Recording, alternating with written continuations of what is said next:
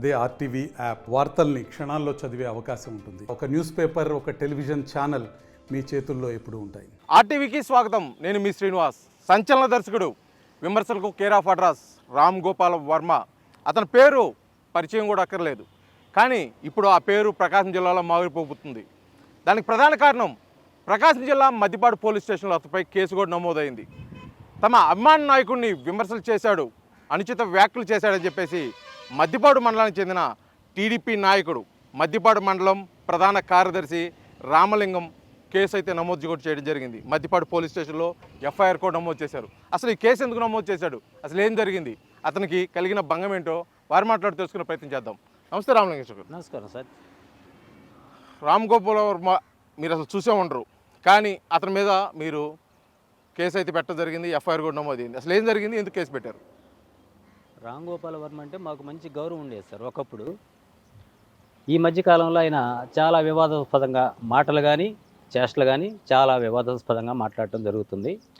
ఈరోజు నిన్న కేసు పెట్టడానికి కారణం ఏంటంటే, వ్యూహం సినిమా సందర్భంగా ఆ టైంలో లోకేష్ బాబు గారిని, పవన్ కళ్యాణ్ గారిని, చంద్రబాబు నాయుడు గారిని ఆడవేషాలు వేసి, అంటే ఫోటోలు మార్పింగ్ చేసి తలకాయల వరకు వాళ్ళ ఉంచేసి కింద లేడీస్ ఫోటోలు వేసి చాలా వల్గర్గా ట్విట్టర్లో పెట్టేశారు. ఆ ట్విట్టర్లో పెట్టింది ప్రపంచం మొత్తం వస్తుంది. ఎలక్షన్ టైంలో చేశారు ఈ పని. ఆయన ఆ రోజు మేము ఎంతో కొంత నష్టపోయాం పార్టీ పరంగా, అయినా ఏదో విన్ అయ్యాం. ఇవాళ ఈ రోజుకి కూడా ట్విట్టర్ చూస్తూనే ఉన్నారు. చూసిన వాళ్ళు ఫోన్ చేస్తే ఏందిరా ఈ ఫోటోలు ఏంటి ఇట్లా ఈ రకంగా పెడుతున్నారు, అతను పద్ధతులు మార్చుకారా అని చెప్పేసి అనేక ఫోన్లు మాకు వస్తూనే ఉన్నాయి. మేమేం చేసామంటే మా మండల పార్టీ అధ్యక్షులు మేము కూర్చొని దీనికి ఏదో రకంగా మనం పులి స్టాప్ పెట్టకపోతే కుదరదు, ఇన్నాళ్ళు చూస్తూ కూడా మేము ఎందుకులే తొందరపడి మనం కేసులు పెట్టడం అన్న ఉద్దేశంతో ఆగాం. అతను చాలా ఎక్కువ చేస్తూ ఉన్నాడు. సొసైటీకి ఏదైనా మంచి మెసేజ్లు ఇవ్వాల్సిన అతను, మంచి పేరున్న డైరెక్టరు, ఆ రకంగా ముందుకు పోవాలి. కానీ ఆయన విమర్శలు ఎదుర్కోవడం, నాయకుల్ని అసభ్యకరంగా చిత్రీకరించి ఇప్పుడు ముఖ్యమంత్రి స్థాయిలో ఉన్న అతన్ని ఆ రకమైన ఫోటోలు పెట్టడం అనేది చాలా తప్పండి. ఇది రెండోది ఉప ముఖ్యమంత్రి పవన్ కళ్యాణ్ గారు, ఆయన ఫోటోని అలానే పెట్టారు. రెండోది లోకేష్ బాబు, ఆయనకు కూడా ఆడవేషం వేసి ఒక తలకాయ పెట్టారు. ఈ ముగ్గురు కలిపి సరే, చంద్రబాబు నాయుడు గారు, బ్రాహ్మణి గారు పిల్లోడిని తీసుకొని వెళ్తుంటే వాళ్ళ మనవడిని చంద్రబాబు నాయుడు గారు ఆ పిల్లోడికి తలకాయ తగిలిచ్చేసి ఫోటో ఒకటి పెట్టారు. ఎవరు తిక్కలోళ్ళు సైకోలు చేయాల్సిన పనులు అవి, అంత తెలియకల్లా కూడా ఆ పనులు చేయకూడదు. దాని విషయమై మేము కేసు పెట్టడం జరిగింది. అంటే గతంలో కూడా అనేక ఇలాంటి ట్విట్టర్స్ చేయటము, ఆరోపణలు చేయటం, సినిమాలు తీయడం కూడా చేశాడు. బూతులు మాట్లాడటాను కానీ, వల్గర్ మాటలు కానీ, ఇక పార్టీతోనే కాదు, పార్టీలో ఉన్న సభ్యులు కాకుండా, ముఖ్యమంత్రి చంద్రబాబు నాయుడు కాకుండా, ఆ రోజు ప్రతిపక్షంలో ఉన్నప్పుడు కూడా పవన్ కళ్యాణ్ గారిని కూడా అనేక రకాలుగా ఫోటోలు మార్పింగ్ చేసి పెట్టడం కానీ, వల్గర్గా మాట్లాడటం కానీ అవి సొసైటీ మీద పంపించాడు ఆ పదాలు. అంటే కేవలం పోస్టులు పెట్టారని చెప్పేసి మీరు వాళ్ళ మీద ఇప్పుడు వర్మ మీద కేసు నమోదు చేయాలి, అయితే ఏమన్నా బాధపడటం కానీ, అంటే ఫీల్ అవటం కానీ ఏమైనా జరిగిందా? మీరు బాధపడుతున్నాం కదా సార్. ఆ రోజు ఆ ఎలక్షన్ టైంలో వదిలినప్పుడే మేము బాధపడ్డాం. అప్పటి నుంచి ఈ రోజు వరకు కూడా అతను తీరు మారలా, అందుకని ఈరోజు కేసు పెట్టడం జరిగింది. అంటే మీకేమనిపించలేదా? అంటే రామ్ గోపాల్ వర్మ అంటే జాతీయ స్థాయిలో మంచి పేరున్న డైరెక్టరు కావచ్చండి, సంచలనాలకి మారు పేరు, అతను ఎవరికి ఎటువంటి సమాధానమే చెప్పగలడు. అతని మీద న్యాయ పోరాటానికి ఇప్పుడు సిద్ధమయ్యారు. ఒక రకంగా చెప్పాలంటే మీకు నమ్మకం ఉందా? అంటే ఎటువంటి భయం కలవటం కానీ నమ్మకం? భయం దేనికి సార్? దేనికి భయపడాలి? నేను తప్పు చేశాను, తప్పు చేసింది తను భయపడాలి, తను వచ్చి సంజాయిషి చెప్పుకోవాలి. నేనేం తప్పు చేయలేదే భయపడటానికి. ఫోటోలు పెట్టడం అనేది తన తప్పు. అది ఆ స్థాయిలో ఉన్నవాడు జాతీయ స్థాయిలో అంటున్నారు మీరు. జాతీయ స్థాయిలో ఉన్నవాడు ఎలా ఉండాలి? చాలా సంస్కారంతో, సభ్యతతోటి, సొసైటీకి పరిచయం ఉన్న వ్యక్తి కాబట్టి అతను నోట్లోంచి వచ్చే ప్రతి మాట సొసైటీకి ఉపయోగపడాలి. చెడు సంకేతాలతో జనాల్లోకి వెళ్ళకూడదు. మా మనోభావాలు దెబ్బతిని మేము కేసు పెట్టడం జరిగిందండి. ఇప్పుడు మీరు కేసు అయితే పెట్టారు, అతను స్పందిస్తాడు, మీకు సరైన సమాధానం చెబుతాడు అని మీరు భావిస్తున్నారా? ఒకవేళ అతను సమాధానం చెప్పకపోతే మీరు ఏ విధంగా ముందుకెళ్తారు? అతను చెప్పే మనిషి కూడా కాదండి. ఏదన్నా ఇంతకుముందు కూడా ఇలాంటివి జరిగినప్పుడు నాకు అవసరం లేదు, వాళ్ళతో మాట్లాడాల్సిన అవసరం నాకు లేదని అంటాడు ఆయన. మరి అలాంటప్పుడు మీరు ఎలా ముందుకెళ్తారు? వాళ్ళ అమ్మ నాన్న నేను లీగల్గా వెళ్ళిపోతున్నానండి. అతనితో నేను మాట్లాడాల్సిన అవసరం లేదు, నాతో అతను మాట్లాడాల్సిన అవసరం లేదు. నేను లీగల్గా ప్రొసీడ్ అవుతున్నాను. ఒకవేళ ఉమ్. ఈ న్యాయ పోరాటం ఇప్పుడు మీరు ఏదైతే చేస్తున్నారో లీగల్గా ప్రొసీజర్స్, అది సరైన న్యాయం రాదు అనుకుంటే ఇంకా న్యాయ పోరాటం ముందుకెళ్తారా? వెళ్తాం సార్, ఎంత ఎక్కడ దూరం దాకా వెళ్తాం. ఎక్కడ దాకా వెళ్తారు? అతను అరెస్ట్ చేసి కఠిన చర్యలు తీసుకోమని చెప్పి నేను కేసు పెట్టాము. ఆ కఠిన చర్యలు తీసుకొని అతను అరెస్ట్ అయ్యి జైలుకి వెళ్ళేదాకా మేము ముందుకు వెళ్తానే ఉంటాం. ఒకవేళ ఇప్పుడు రామ్ గోపాల్ వర్మ నా మాటలు వెనక్కి తీసుకుంటానని చెప్పి ఏదైనా స్టేట్మెంట్ ఇస్తే మీరు ఏ విధంగా? ఇచ్చిన తర్వాత మాట్లాడతాం సార్. మేము ఎవరైతే ఉన్నామో మా అధ్యక్షులు వారు, నా తోటి సహచరులు ఉన్నారు, కలిసి కూర్చొని మాట్లాడుకొని అతను సారీలు చెప్పిన తర్వాత, అతను కన్విన్స్ అయిన తర్వాత మేము చెప్తాం. ఇటీవల కాలంలో ముఖ్యంగా గతంలో టీడీపీ మీద, టీడీపీ నాయకుల మీద అనేక సోషల్ మీడియా వేదికగా చేసుకొని విమర్శలు చేసిన వాళ్ళ మీద కూడా ఇటీవల కాలంలో కేసులు ఎక్కువైనాయి, అరెస్ట్ చేయడం కూడా జరుగుతుంది, వాళ్ళ మీద చట్టపరమైన చర్యలు కూడా తీసుకుంటున్నారు. అదే కోవలో వస్తుంది, ఇదేం తీసుకోవచ్చా, లేకపోతే దీనికి ఏమైనా మనం ప్రత్యేకంగా చూడొచ్చు అంటారా? అదే కోవలో తీసుకోవాలండి దీన్ని కూడా. ఎందుకంటే ఈ సోషల్ మీడియా వచ్చిన తర్వాత మాట్లాడడానికి చేతగానాడు కూడా మాట్లాడుతున్నాడు. అంటే సొసైటీ బయటికి గడప దాటి బయటకు వచ్చిన తర్వాత మన భాష ఎలా ఉండాలనేది తెలియకుండా నోటికి ఏది వస్తుంది అద్దు పొద్దు లేకుండా ఇష్టానుసారంగా మాట్లాడుతున్నారు, చిన్న పెద్ద లేకుండా. ఇది అనొచ్చా అనకూడదా? ఇది పద్ధతి కాదా? వాళ్ళని ఖండించే వాళ్ళు ఉన్నారో లేదో. మరి డబ్బులు ఇచ్చేసి ఏదో 5 రూపాయలు పోస్ట్కి అని చెప్పేసి డబ్బులు ఇచ్చి జనాల మీదకి వదులుతున్నారు వాళ్ళు. ఇది మంచి సంస్కృతి కాదండి. ఇది ఎక్కడో చోట ఆగాలి. ఇప్పటికే జరుగుతూ ఉంది, స్టేట్లో ఎతుకుతూ ఉన్నారు ఇలాంటి పోస్టులు పెట్టిన వాళ్ళని. ఇది ముందు పూర్తిగా బ్రేక్ పడాలండి. ఇది సోషల్ మీడియాకి అంత ఫుల్ స్వేచ్ఛ ఉండకూడదు.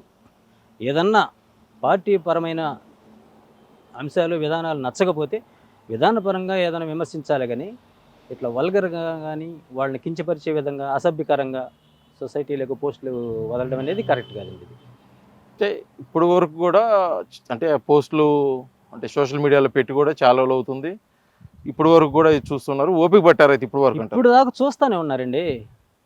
నిన్న ఫోన్ చేశారు మా ఫ్రెండ్, ఈ పోస్టులు ఏంద్రా ఇంతటితో ఆగవా అని.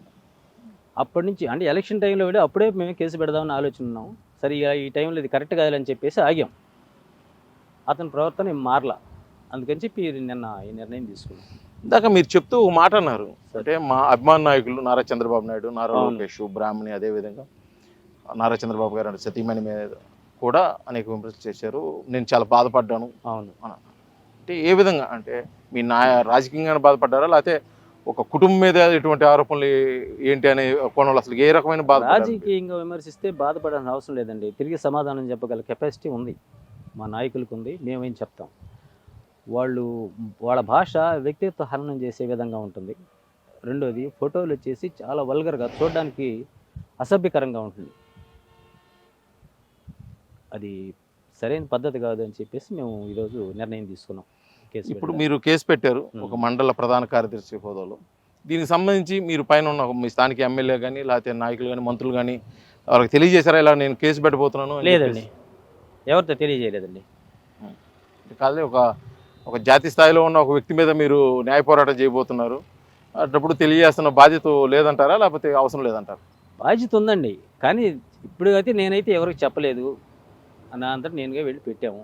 అంటే మా తోటి సహచరులు ఫ్రెండ్స్ ఉన్నారు కాబట్టి ఇంకేదన్నా అవసరం అయితే పోయి కలుస్తామండి, మా నాయకులను కలుస్తాం, మాట్లాడతాం. అయితే సరే, ఇప్పుడు మీరు ఈ కేసు అతను వర్మ మీద కేసు పెట్టడం వల్ల, అంటే రామ్ గోపాల్ వర్మ మీద కేసు పెట్టడం వల్ల మీరు ఎటువంటి న్యాయం కోరుకుంటారు? అతనికి జరిగే సార్, అతనికి మీద కేసు పెట్టాను. అతని మీద తీసుకునే కఠిన చర్యలు కానీ, ఆ కేసు అయిన తర్వాత అతను జైలుకి వెళ్ళడం కానీ జరిగితే, రెండో వాడు ఆ పోస్ట్ అనేది పెట్టకుండా ఉండేటట్టుగా అతన్ని శిక్షించాలని మేము కోరుకుంటున్నాం. ఇంకా ఫర్దర్గా ఎవరు పెట్టకూడదు ఇలాంటి వల్గర్ ఫొటోస్ కానీ, వ్యక్తిత్వ హననంతో మాట్లాడటం కానీ ఇలాంటివి జరగకూడదన్న ఉద్దేశంతో మేము కేసు పెట్టాం. అతని ద్వారానే రాష్ట్రం మొత్తాన్ని కనువిప్పగలగాలి. ఇది సోషల్ మీడియాలో ఇప్పుడు ఈ కేసులు పెట్టడం రాజకీయ కోణంలో చూడొచ్చా, లేకపోతే ఒక అభిమానంగా పెట్టారని చెప్పి అభిమానంగా చూడొచ్చండి. రాజకీయ కోణంలోని కాదు, రాజకీయ కోణంలో చూస్తే అది ఇప్పుడో పెట్టుండేవాళ్ళు. మా అభిమాన నాయకుడిని ఆ రకంగా తలకాయలు పెట్టి చూపించారండి. అవి చూస్తే నా ఫోటోలు చూసినప్పుడు బాధేస్తానే ఉంది. అందుకని చెప్పేసి మేము ఆ నిర్ణయం తీసుకున్నాం. ఓకే. చివరిగా ఇప్పుడు ఇందాక మీరు మాటలో కూడా అన్నారు, సార్ రామ్ గోపాల్ వర్మ అంటే వ్యక్తిగతంగా నాకు ఒక అభిప్రాయం గౌరవం ఉంది. అండి. ఇప్పుడున్న మీకు అతని మీద ఓవరాల్గా ఇప్పుడు జరిగిన దాని మీద మొత్తం మీద తీసుకుంటే మీకు ఎటువంటి అభిప్రాయం? అతను మీరు అనుకున్నది అంటే ఇప్పుడు కేసు అయితే పెట్టారు, అతనికి శిక్ష పడిద్ది అనుకుంటున్నారా, లేకపోతే గతంలో మాదిరిగానే గల కేసు నడుస్తూ ఉంటుందా? అసలు మీ అభిప్రాయం ఏంది అతని మీద? అతని మీద గౌరవం ఉన్నమాట వాస్తవం సార్. ఇప్పుడైతే పూర్తిగా చచ్చిపోయిందండి ఆ గౌరవం అనేది. ఎందుకంటే అతను ఎప్పుడు ఎక్కడ ఏ సినిమా తీసినా వివాదాస్పదంగా ఉంటాడు, వివాదాలు కేసులు ఎదుర్కొంటున్నాడు. నోట్లోంచి వచ్చే మాట కరెక్ట్గా ఉంటుంది. అతని వయసుకి ఈ ఫోటోలు పెట్టడం అవసరమా సార్? చిల్లర వ్యక్తులు ఎవరు తిక్కలోడు చేయాల్సిన పనులు అవి. జాతీయ స్థాయిలో ఉన్నవాడు అటువంటి డైరెక్టరు లేడని చెప్పి అనిపించింది 20 ఏళ్ల క్రితం, 35 ఏళ్ల క్రితం. అలాంటి వ్యక్తి ఇట్లాంటి చిల్లర పనులు చేయడం, ముఖ్యమంత్రి గురించి, ఉప ముఖ్యమంత్రి గురించి, లోకేష్ బాబు గురించి ఇట్లా ఫోటోలు మార్కింగ్ చేసి పెట్టడం, రాష్ట్రం మీద కోరడం అనేది తప్పు కదా సార్? మీకు అనిపించట్లేదా తప్పని? బాధ వేయకుండా ఎలా ఉంటుంది? అభిమానిగా బాధపడుతున్నాను. రాజకీయంగా ఏదైనా కావాల్సింటే ఇంకా తర్వాత ఫర్దర్గా ఏదైనా ఉంటే ముందుకెళ్తాను. ఈ మాఫింగ్ అంటున్నాడు, అది రామ్ గోపాల్ వర్మ స్వతహాగా పెట్టి ఉంటారు అంటారు, లేకపోతే వెనక ఏదైనా రాజకీయ కోణం ఏదైనా ఉంది అంటారు? స్వతహాగా పెట్టాడు. తన వెనక జగన్మోహన్ రెడ్డి ఉంటే ఉన్నాడేమో మాకైతే తెలియదు. మీరేం అనుమానించట్లేదా? అనుమానం అవుతుంది. తెలిసి తెలియకుండా మనం అపవాదులు వేయకూడదుగా. మొదటి నుంచి అతను చేసే ఫొటోస్ కానీ, అతని ప్రవర్తన కానీ జగన్ ఆదేశాల మేరకు పనిచేస్తున్నారనేది రాష్ట్రం మొత్తం తెలిసిన విషయం. అది కేసులు ఇక్కడే పెడతారా, ఇంకా ఏమన్నా పెరిగే అవకాశం ఉంటుంది? పెరుగుతాయి సార్, రాష్ట్రం మొత్తం పెరుగుతాయి నాకు తెలిసి. మన మద్దిపాడు మండలంలో అయితే నిన్న కేసు పెట్టడం జరిగింది. ఇక అదేవిధంగా మిగతా మండలాల్లో కూడా కేసులు అవుతాయని నేను అనుకుంటున్నా. కేవలం దీని మీదనే. ఇప్పుడు మీరు ఈ కేసు పెట్టడం వల్ల ఇలాగా విమర్శలు చేశారంటే సోషల్ మీడియా వేదిక విమర్శలు చేసే వాళ్ళకి మీరేమన్నా హెచ్చరిక జారీ చేస్తున్నారా? ఇలాంటి పోస్టులు పెడితే మేము ఊరుకోం, కేసులు పెడతామని చెప్పేసి, అందుకోసం ఈ కేసు పెట్టారా, లేకపోతే నిజంగా మీ మనోభావాలు దెబ్బతిని? ఆ సోషల్ మీడియా నుంచి రానిండి, వాళ్ళు వచ్చేదాన్ని బట్టి వాళ్ళు ఏ విధంగా పోస్ట్ పెడతారు చూసి దానికి మన రియాక్షన్ అనేది తర్వాత ఉంటుంది. మొత్తానికి అయితే కేసు అయితే చేశారు. కేసు చేసి న్యాయ పోరాటం వెనక తగ్గదు సార్, ముందుకెళ్తారు. ముందుకు వెళ్ళాల్సిందే. అతనికి పనిష్మెంట్ జరిగేదాకా మేము ముందుకు వెళ్తానే ఉంటాం సార్. మధ్యలో అయితే డ్రాప్ అయితే కాదు, డ్రాప్ కాదు సార్, ఖచ్చితంగా అయితే ఖచ్చితంగా ముందుకు వెళ్ళేది.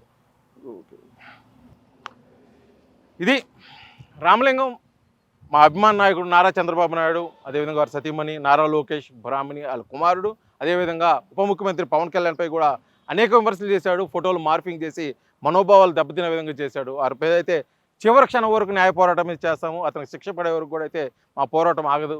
ఖచ్చితంగా ఈ కేసులు అధికమవుతాయి. మరొకసారి అయితే పరోక్షంగా హెచ్చరిస్తున్నాను, ఇటువంటి పోస్టులు పెట్టే వాళ్ళు అయితే తస్మాత్ జాగ్రత్త అని చెప్పి రామలింగం అయితే తెలియజేస్తున్న పరిస్థితి. వీడియో జర్నలిస్ట్ లక్ష్మణ్తో శ్రీనివాస్, RTV, మద్దిపాడు, ప్రకాశం జిల్లా. మరిన్ని వీడియోస్ కోసం ఛానల్ సబ్స్క్రైబ్ చేయండి. లేటెస్ట్ అప్డేట్స్ కోసం వాట్సాప్ ఛానల్ ఫాలో అవ్వండి. అండ్ లింక్ డిస్క్రిప్షన్ లో ఉంది.